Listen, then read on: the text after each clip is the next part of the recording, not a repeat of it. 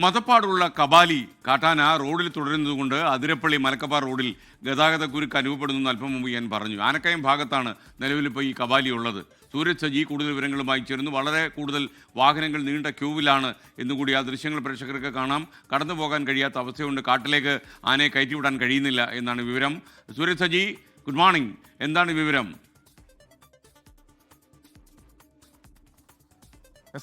ഇന്നലെ വൈകുന്നേരത്തോടു കൂടി മലക്കപ്പാറയിൽ നിന്നും അതിരപ്പള്ളിയിൽ നിന്നും പുറപ്പെട്ട വാഹനങ്ങളാണ് ഇപ്പോൾ ഈ ഗതാഗതക്കുരുക്കിൽ കുടുങ്ങിക്കിടക്കുന്നത്. അതായത് ഒരു രാത്രി വെളുത്തിട്ടും ഇവർക്ക് ഈ കാട്ടിനുള്ളിൽ നിന്ന് പുറത്തേക്ക് വരാൻ സാധിച്ചിട്ടില്ല. ഈ മതപ്പാടിലുള്ള ആന ഈ റോഡിൽ തുടരുന്നതാണ് ഇത്തരത്തിൽ ഒരു വലിയ പ്രതിസന്ധിക്ക് ഇടയാക്കുന്നത്. വനംവകുപ്പിന്റെ ഉദ്യോഗസ്ഥരടക്കം ഈ മേഖലയിലുണ്ട്. പക്ഷെ അവർക്കാർക്കും ഈ ആനയെ തുരത്താൻ കഴിയുന്നില്ല. ആന മതപ്പാടിലായതുകൊണ്ട് തന്നെ ഈ ആനയെ തുരത്താൻ ശ്രമിച്ചാൽ സ്വാഭാവികമായും ആനയുടെ ഭാഗത്തു നിന്നൊരു പ്രത്യാക്രമണം ഉണ്ടാകും. അതുകൊണ്ട് തന്നെ അത്തരമൊരു നടപടികളിലേക്കൊന്നും കടക്കാൻ കഴിയാത്ത സാഹചര്യത്തിലാണ് വനം വകുപ്പുമുള്ളത്. ആന സ്വമേധയാ റോഡിൽ നിന്ന് മാറിയാൽ മാത്രമാണ് ഈ ഗതാഗതം പുനഃസ്ഥാപിക്കാൻ കഴിയുകയുള്ളൂ.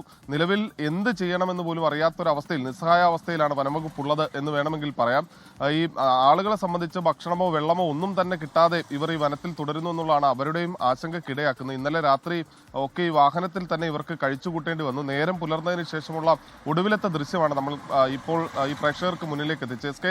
ഇന്നലെ വൈകുന്നേരത്തോടു കൂടിയാണ് ഈ ആന വഴി തടയുന്നത്. പിന്നീട് രാത്രി 9 മണിയോടുകൂടി ആന റോഡിൽ നിന്ന് മാറിയതോടുകൂടി ഗതാഗതം നേരിയ രീതിയിൽ പുനഃസ്ഥാപിച്ചിരുന്നു. പക്ഷേ വീണ്ടും രാത്രിയോടുകൂടി ആന ഈ വഴിയിൽ ഇറങ്ങി നിൽക്കുകയായിരുന്നു എന്നുള്ളതാണ് ഇവരുമായി സംസാരിക്കുമ്പോൾ പറയുന്നത്. എന്തായാലും ആന ഇപ്പോഴും ഈ റോഡിന് നടുവിൽ തന്നെ തുടരുന്നു. മതപ്പാടിലാണ് കബാലി എന്നുള്ളതാണ് ആശങ്കകൾക്കിടയാക്കുന്നത്.